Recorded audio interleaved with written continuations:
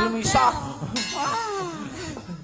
Nggih, minal aizin wal faizin, luputmu ya, Dik, tak sepurani. Kualek cangkemmu. Luputku dhe sepira-pira aku njaluk sepura marang sliramu lho. Ngono. Luputmu, Dik, sepira-pira luputmu tak sepurani. Bener kuwi. Sing tuwek akeh salahe, sing nom njaluk sangune. Nah. Nggo dhuwit ora? Wah, modiar wae lagi pisan dipalak kowe. Sik genah. Lemah lembut Orang tua itu sebagai senior apalagi sampean ini gareng wis lama wis suwi ketemu aku yo gak pisan pindho wis peng bolak-balik ketemu enek peng 5 ya toh setahun pisan aku rong tau lho sing jenenge mbok sangoni pisan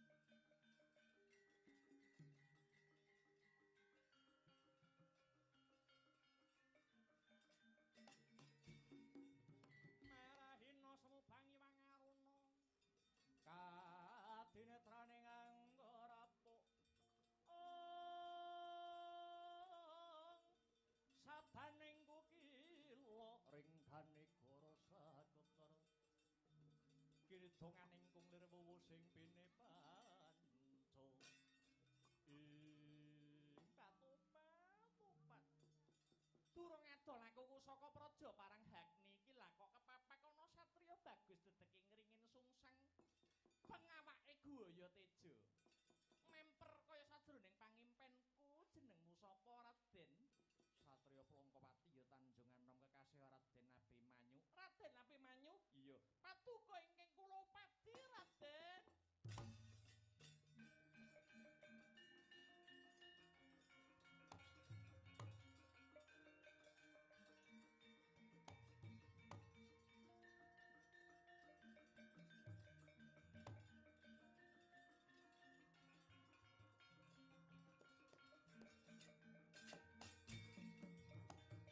sira sing tuk ing arum ilining memanis hamleber mringkang cipta ing kowe goleki Abimanyu nuwun inggih Raden bares mawon rinten pantaraning dalu kula tansah kimpenan wewayangan handika Raden Abimanyu kula pasrah jiwaraga dumateng paduka Raden keparenga kula suwita dumateng Raden Abimanyu kok ya ana ya, Gong.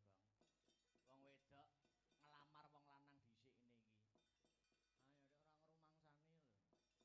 Ora Abimanyu priyayine bagus sing wedok rupane mringis. Piring kesampluk teklek, raine gluwing sikile mlethek. Pusik to. Kowe kuwi jenengmu sapa lan saka ngendi pinangkamu? Kula mijil saking praja Parang Hagni. Dene wewangi kula pun Dahana Sari Raden saka Parang Hagni lakar kasinggihan. Bebana punapa ingkang kedah kula wujuti. Badhe kula sembadani Raden. Paduka nyuwun menapa waton saged sesandingan kaliyan Raden Abimanyu punapa kemawon badhe kula wujuti.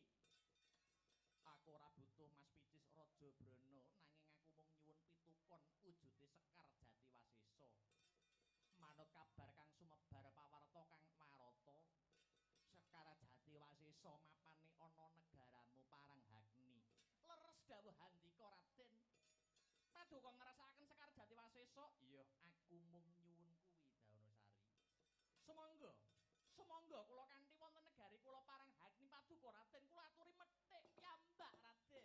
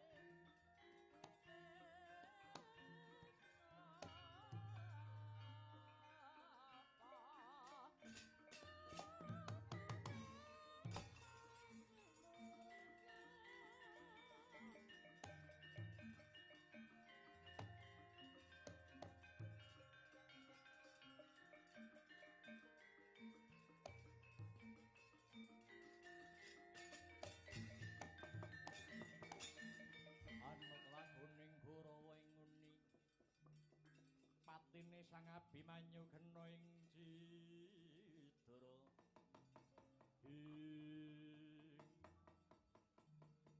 Wa Semar iki wis tekan ana jroning praja Parang Hagni sarta wis antuk palilah methik wujuding Sekar Jatiwasesa. Kadose kula sawang nggih teng inggil nika sing diarani Sekar Jatiwasesa. Iya wa Semar yen wis kelakon ndak pethik wujuding Sekar enggal-enggal lumayu wae saka papan kene aja nganti Abimanyu rabi kelawan Dahanasari ingkang baku. Sekar Jatiwasesa wis diantuk kinarya syarat wa Semar bakal ngampil wujuding Jamus Kalimasada.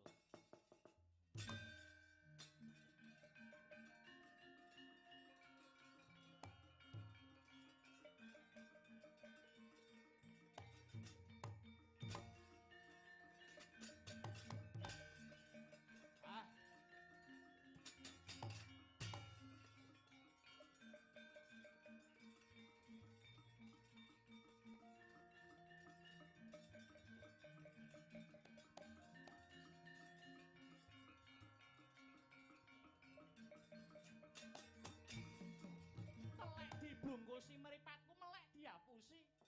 Jebule Raden Abimanyu mung melek kelawan kembang jati Wasesa. Panjenengan mlayu, panjenengan ngoncati janji. Tak tututi kowe Raden Abimanyu.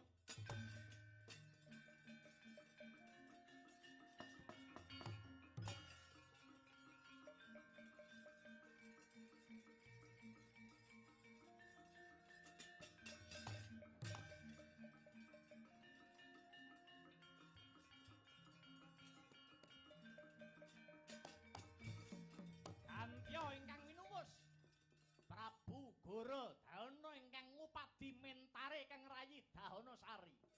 Yen Cinandra gumricik swarane.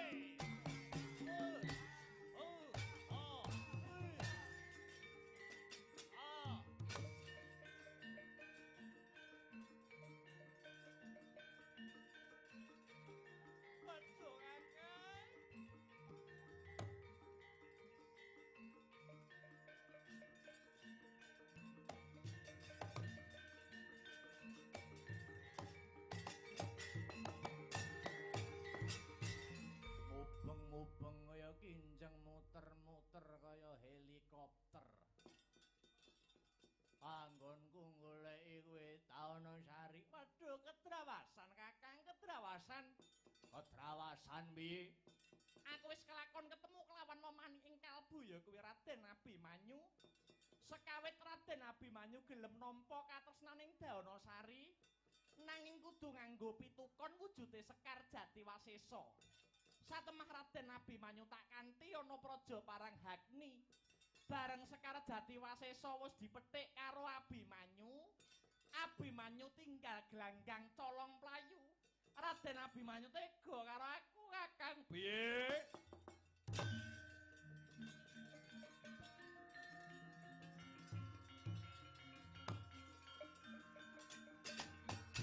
Wah, durung nate tak kandhani kalamun to Sekar Jatiwasesa kuwi mujudake simbol kawibawan adeking praja Paranghagni. Yen Sekar Jatiwasesa kuwi mau ilang tegese uga wis ilang kekuwung lan kasektene praja Paranghagni. Kowe pancen durung nate tak kandhani babagan iki nanging jeneng sira Yayi wis tak wanti-wanti aja cedhak-cedhak karo trah wong Mandura. Apa maneh duwe gegayuhan sambung asmara kelawan tedhak turun Mandura. Sega wis dadi bubur. Digetunana ya ora arep ngowahi kahanan. Yen lakon wis kaya mangkene kepiye munggo becike Kakang tak oyake Abimanyu.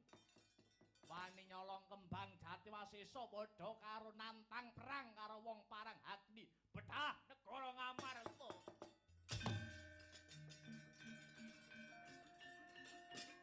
Oh.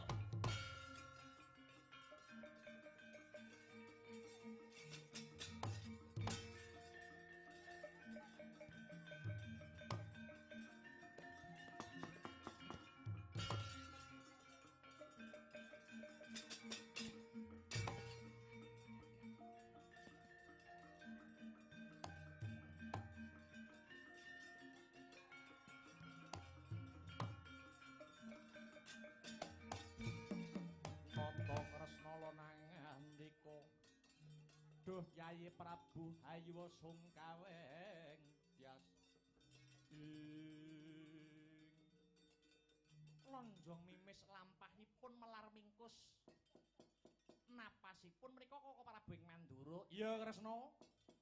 Wonten wigatos ingkang pundi kok sajakipun nggih. Aku bantunen ya Kresna. Aku bantunen. Sekawit aku bakal ngampil wujuding Kalimasada marang Yayi Prabu Puntadewa nanging jebule sakliyane aku bocah Karang Kadempel si Petruk uga bakal ngampil wujuding Kalimasada. Satemah dredah munggahe panca bakah. Petruk arep tak tamani pusaka Kyai Nenggala lan Lugara lah kok pusakaku loro iki muspra Kresna. Gamanku ilang iki piye Kresna? Kira-kira pusakaku mapan ana ngendi? Mangke riyen to Koko Prabu. Lah kok paduka Koko Prabu ngampil Kalimasada niku mengku sedya ingkang pundi? Krana aku tinangisan Yayi Prabu Duryudana. Negara Ngastina sak mengko lagi ketaman pagebluk Mayangkara kudu diruwat sarana Kalimasada. Lah dene Petruk kuwi nyilih Kalimasada ki kanggo bapake ya kuwi Kakang Semar anggone bakal bangun kahyangan Kresna. Koko Prabu, paduka ditangisi Yayi Prabu Duryudana menika janjanipun namung pangreka dayanipun para Kurawa. Awit menawi Kalimasada sampun diregem dening Kurawa tegese Pandhawa sampun boten gadah dasaring negara ingkang dados simbol kekuwataning praja. Waduh ya Yayi. Banjur piye carane aku kudu nebos kaluputan kuwi iki Di? Nenggala lan Lugara tinemung mingking ingkang baku paduka Koko Prabu kedah sabiyantu Kakang Semar anggenipun kagungan sedya lubur badhe hambangun kayangan bangun jiwane para manungsa. Ya manut Kresna, monggo kula kanthi. Tumuju wonten negari Ngamarta lewat tepining lepen tempuran ingkang wening tirtanipun.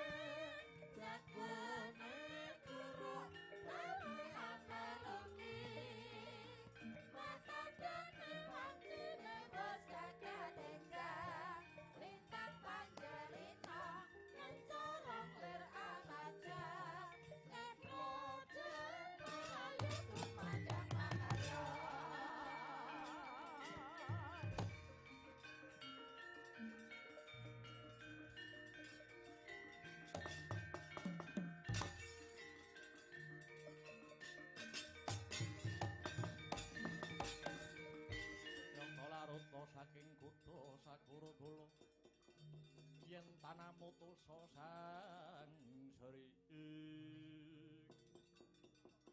Kakang Semar Kang Prapto aning Stinggil Ngamarta.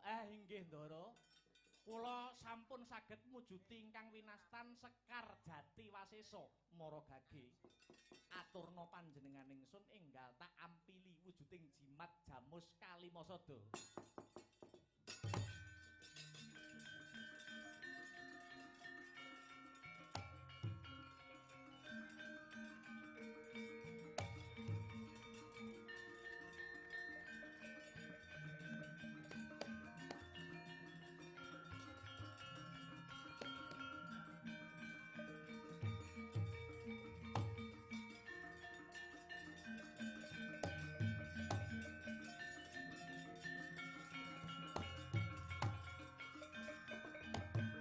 Lah ing kono ta wau nalika Sekar Jatiwasesa sinandhingaken pustaka Jamus Kalimasada ana kaelokaning jagat Sekar Jatiwasesa badar sejatining wujud Raden Arjuna.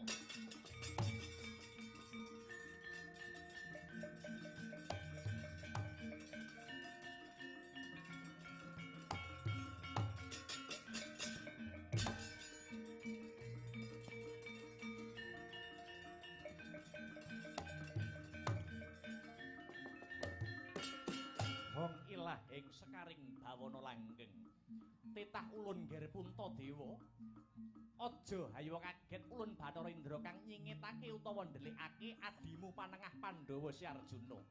Arjuna bisa dadi wujuding kembang awit pun ulun mung bantu Semar Badranaya kang kagungan niat luhur kepingin hambangun kahyangan. Kuwi amung pasemon.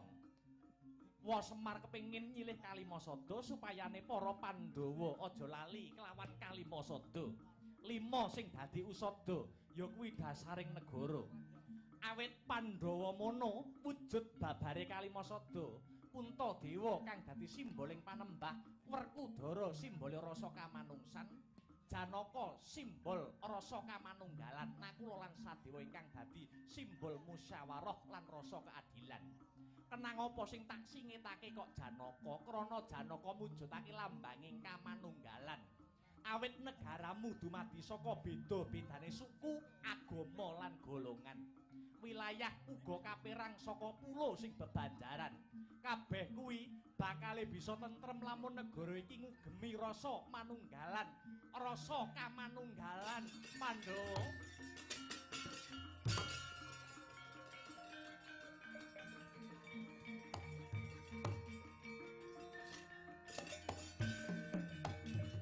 Janaka kang wis timbul nuwun inggih Kaka Prabu. Kula dipun utus kaliyan Bathara Indra salin wujud dados Sekar Jatiwasesa ing sedya bebantu Kakang Semar anggenipun badhe hambangun kayangan. Syukur seketi jumurung. Sinuwun Punta, Semar badhe garis ngandhapi menapa ingkang dados ature Bathara Indra. Janjane kula niki nggih mboten badhe ngampil wujuding Kalimasada kok Ndara. Kula ngampil Kalimasada niku namung damel pancatan kula mbangun kahyangan ngemutaken dhateng Sentana Praja ampun ngantos supe dhateng Kalimasada utawi dasaring negara. Punika kedah digondheli sing kenceng supayane negarane tetep tentrem, kawulane tetep ayem Gus, geger Jawi.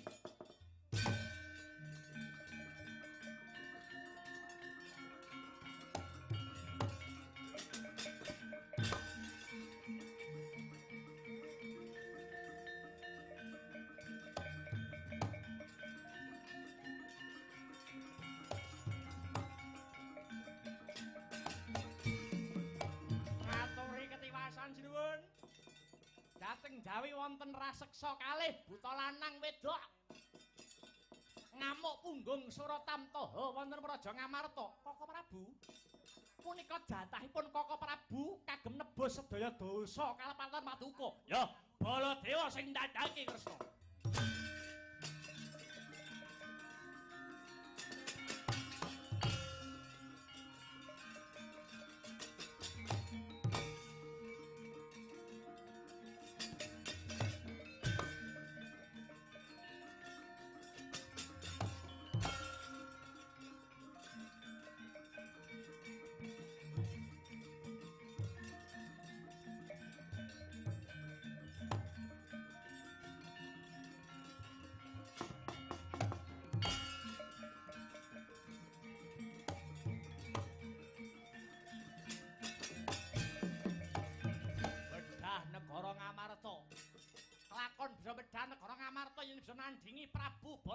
Narendra Mandura. Wah, iki wong Mandura.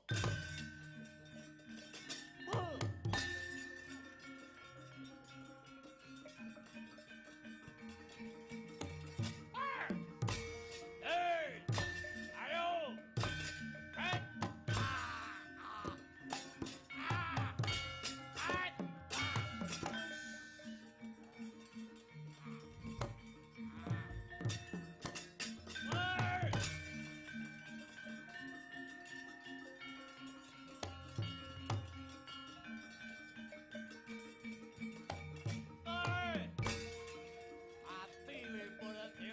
Ratu Mandura.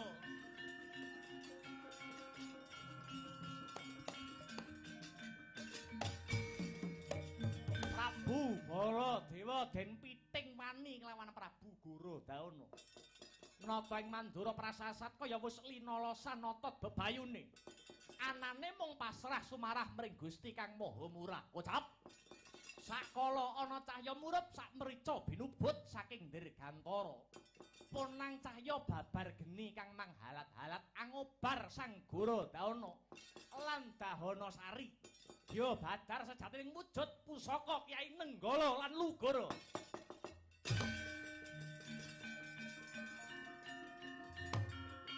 Campuh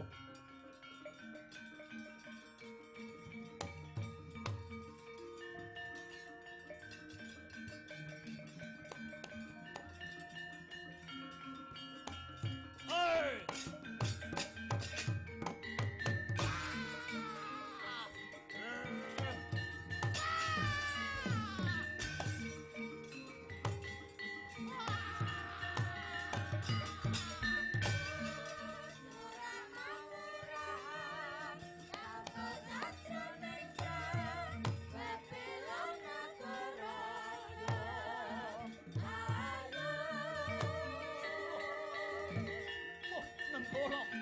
Lugara. Wah, pusakaku.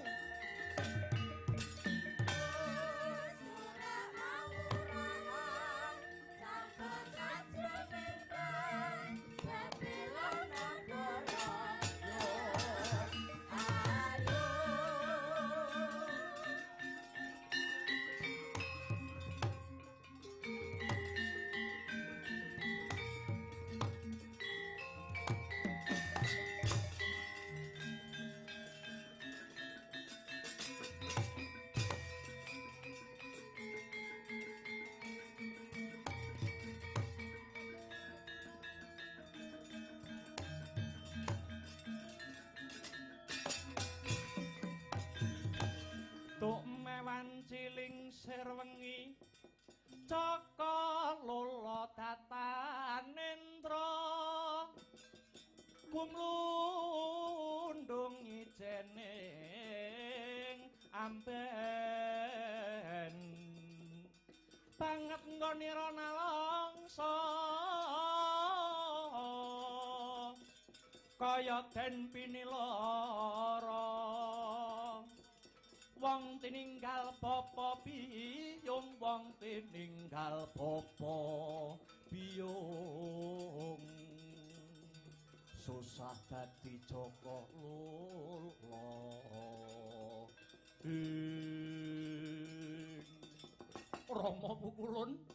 Rama Pukulun Bathara Brahma ingkang tumedhak hamrepegi kang putra Baladewa ya Ulun kang paring pitulung marang jeneng kita kanthi srana ngubarke geni kinarya mrawasa Si Gorodana lan Dahana Sari.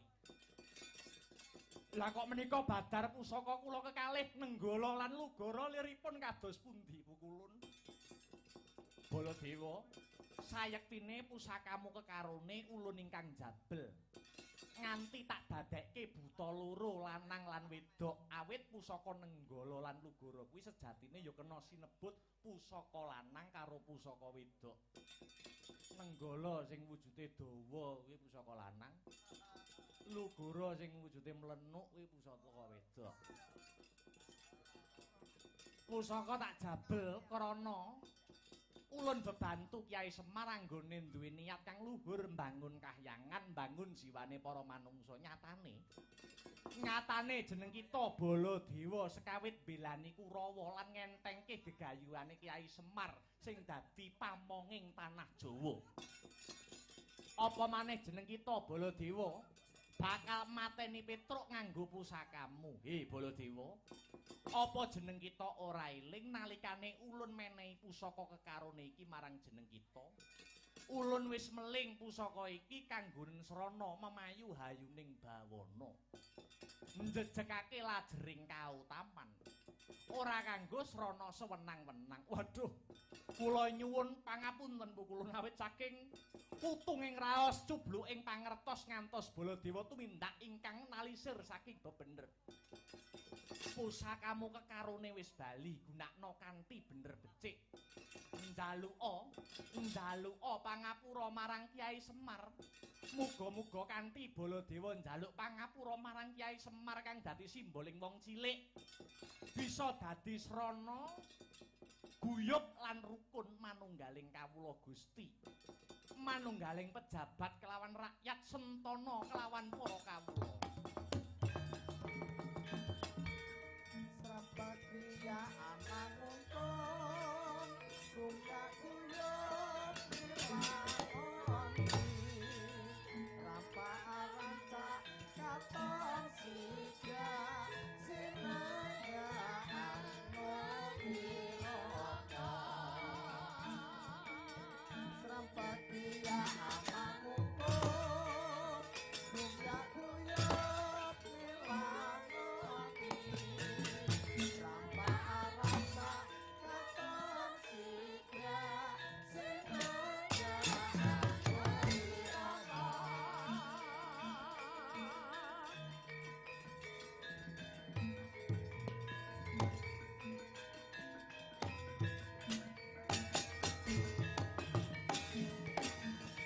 Oh Kakang Baladewa sing luput pranyata luhur gegayuhanmu Kyai Semar. Astabrata.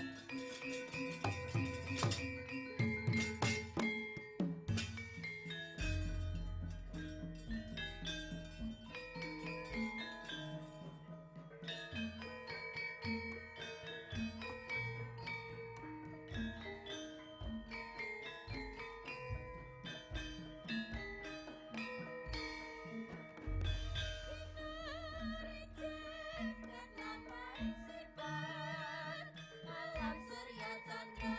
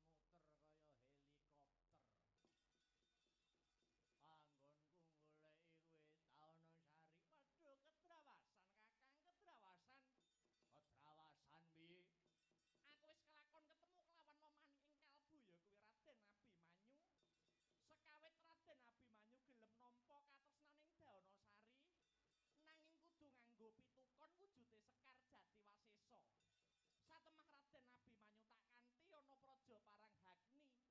Bareng Sekar Jatiwasesa wis dipethik karo Abimanyu. Abimanyu tinggal gelanggang colong playu. Raden Abimanyu tega karo aku Kakang. Piye? Wah, ancen gue biyen-biyen durung nate tak kandhani kalamun to Sekar Jatiwasesa kuwi mujudake simbol kawibawan adeking Praja Paranghagni. Yen Sekar Jatiwasesa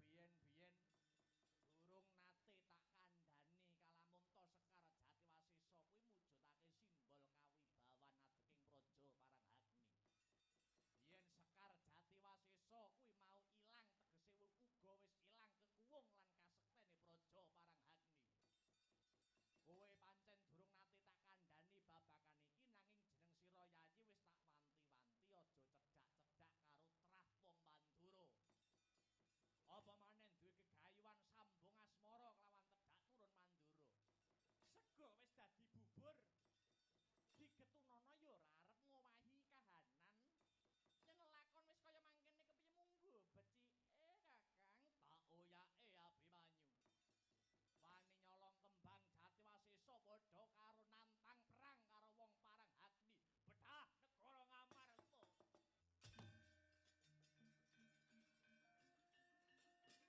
Oh.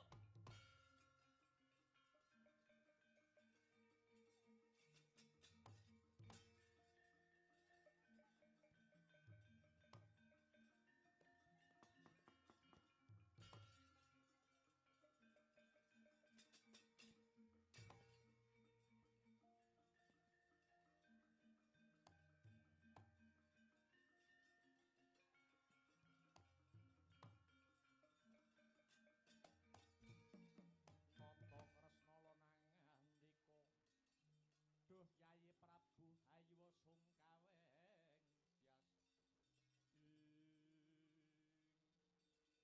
melar mingkus napasipun mriku Koko Prabu ing Mandura. Iya Kresna. Wonten wigatos ingkang pundi kok sajakipun nggih.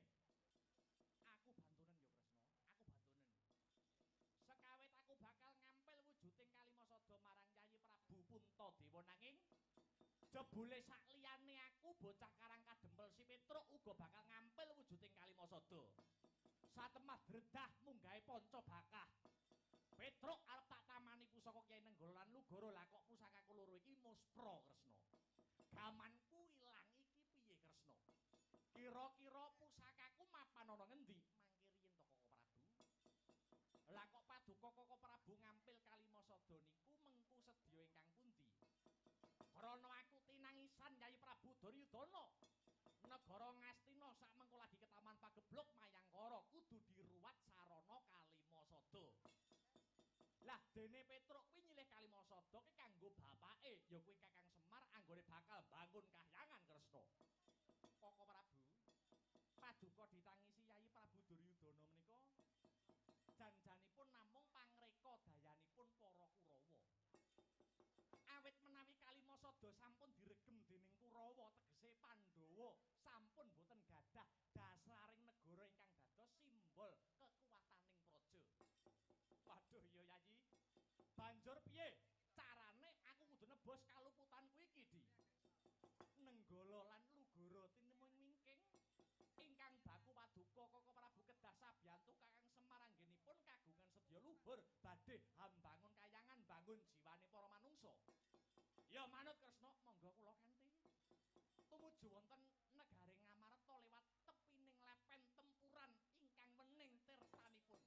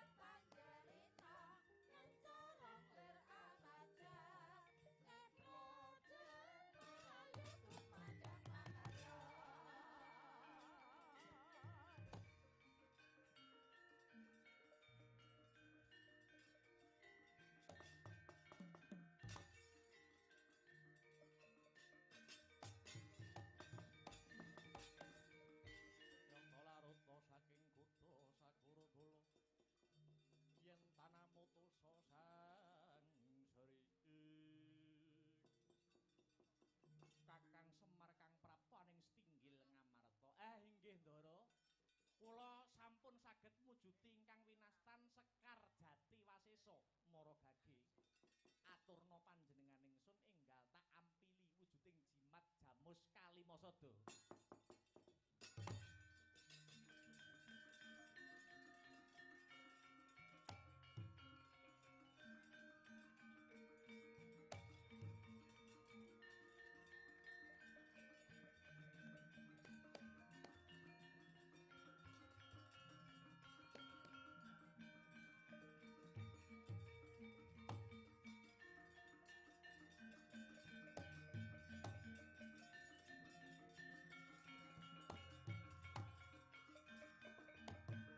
Lah ing kono to wau nalika Sekar Jatiwasesa sinandhingaken pustaka Jamus Kalimasada ana kaelokaning jagat Sekar Jatiwasesa badar sejatining wujud Raden Arjuna.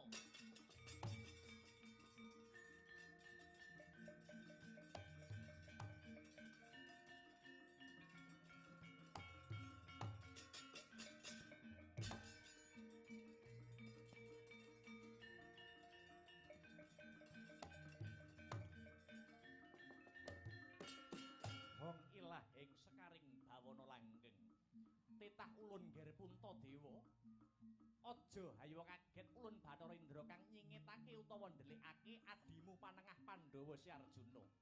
Arjuna bisa dadi wujuding kembang awit pun ulun mung bantu Semar Badranaya kang kagungan niat luhur kepingin hambangun kahyangan. Kuwi amung pasemon. Semar kepingin nyilih Kalimasada supayane para Pandhawa aja lali kelawan Kalimasada. 5 sing dadi usada ya kuwi dasaring negara. Awit Pandhawa mono wujud babare Kalimasada, Puntadewa kang dadi simboling panembah, Werkudara simbole rasa kamanungsan, Janaka simbol rasa kamanunggalan, Nakula lan Sadewa ingkang dadi simbol musyawarah lan rasa keadilan. Kenang apa sing tak singetake kok Janaka, krana Janaka mujudake lambanging kamanunggalan. Awit negaramu dumadi saka beda-bedane suku, agama lan golongan. Wilayah uga kaperang saka pulo sing bebanjaran. Kabeh kuwi bakale bisa tentrem lamun negara iki ngugemi rasa manunggalan, rasa kamanunggalan, Pandhawa.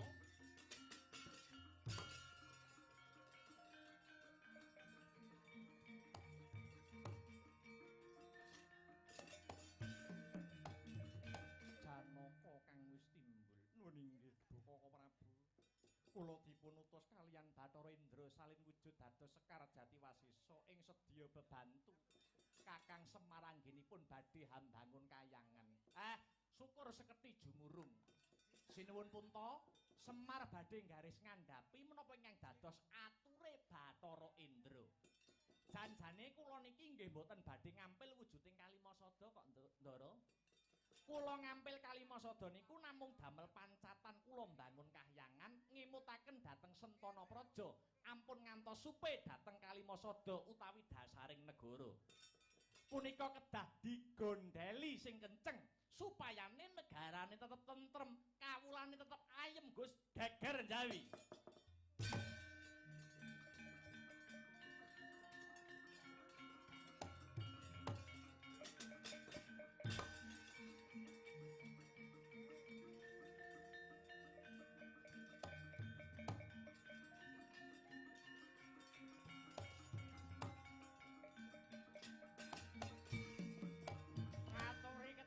Sinuwun. Dhateng Jawi wonten raseksa kalih buta lanang wedok. Ngamuk punggung Suratamtaha wonten Praja Ngamarta. Koko Prabu. Punika jatahipun Koko Prabu kagem nebus sedaya dosa kalepatan Paduka. Ya, Baladewa sing ndadake Kresna.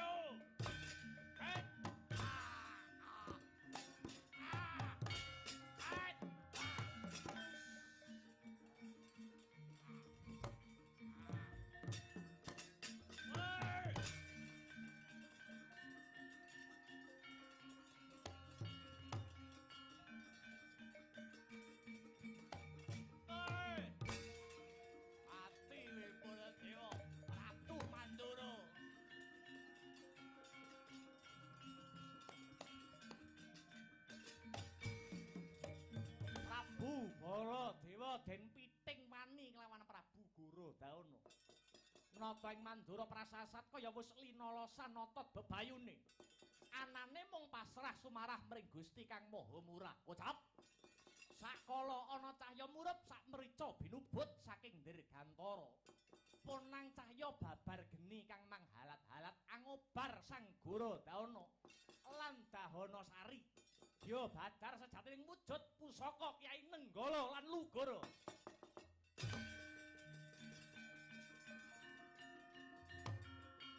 Sampun.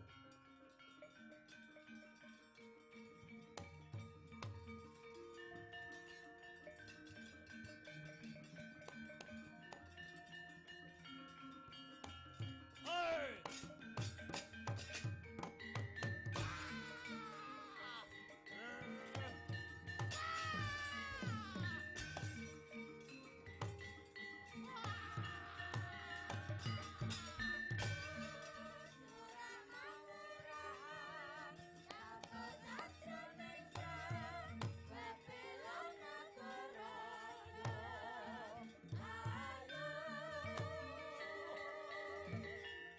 Nenggala, Lugara. Wah, pusakaku.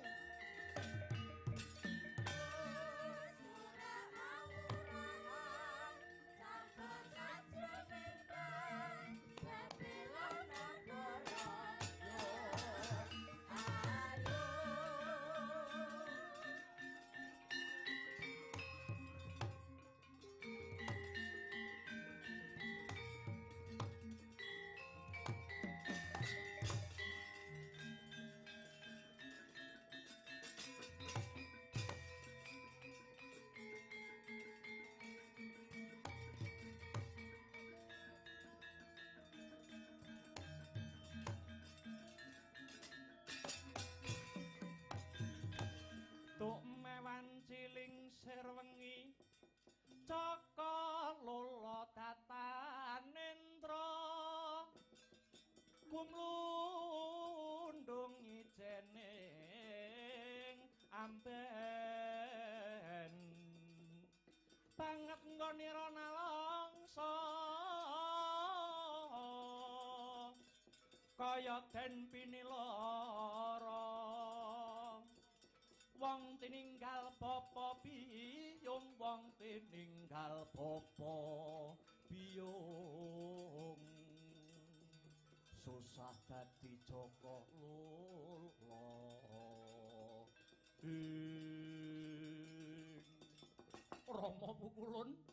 Rama Pukulun Bathara Brahma ingkang tumedhak hamrepegi keng putra Baladewa ya ulun kang paring pitulung marang jeneng kita kanthi srana angobarke geni kinarya mrawasa Sigara Dahana lan Dahana Sari. Lah kok menika badar pusaka kula kekalih Nenggala lan Lugara liripun kados pundi Pukulun? Baladewa, sayektine pusakamu kekarone ulun ingkang jabel. Nganti tak dadekke buta loro lanang lan wedok awit pusaka Nenggala lan Lugara kuwi sejatine ya kena sinebut pusaka lanang karo pusaka wedok. Nenggala sing wujude dawa kuwi pusaka lanang. Lugara sing wujude mlenuk kuwi pusaka wedok. Pusaka tak jabel krana ulun bebantu Kyai Semar anggone duwe niat kang luhur mbangun kahyangan, mbangun jiwane para manungsa. Nyatane jeneng kita Baladewa sekawit belani Kurawa lan ngentengke gegayuhane Kyai Semar sing dadi pamonging tanah Jawa. Apa maneh jeneng kita Baladewa bakal mateni Petruk nganggo pusakamu. Baladewa, apa jeneng kita ora eling nalikane ulun menehi pusaka kekarone iki marang jeneng kita? Ulun wis meling pusaka iki kanggo srana memayu hayuning bawana. Njejekake lajering kautaman. Ora kanggo srana sewenang-wenang. Waduh, kula nyuwun pangapunten Pukulun awit saking putunging raos cubluking pangertos ngantos Baladewa tumindak ingkang nalisir saking bebener. Pusakamu kekarone wis bali, gunakno kanthi bener becik. Njaluka pangapura marang Kyai Semar. Muga-muga kanthi Baladewa njaluk pangapura marang Kyai Semar kang dadi simboling wong cilik bisa dadi srana guyub lan rukun manunggaling kawula Gusti. Manunggaling pejabat kelawan rakyat sentana kelawan para kawula. Bagia aman untung Gungga guyup dilakoni Rampa arancak katon siga Sinayaan mobiloko Serampat dia aman untung Gungga guyup dilakoni Rampa arasa katon siga sinayaan wirana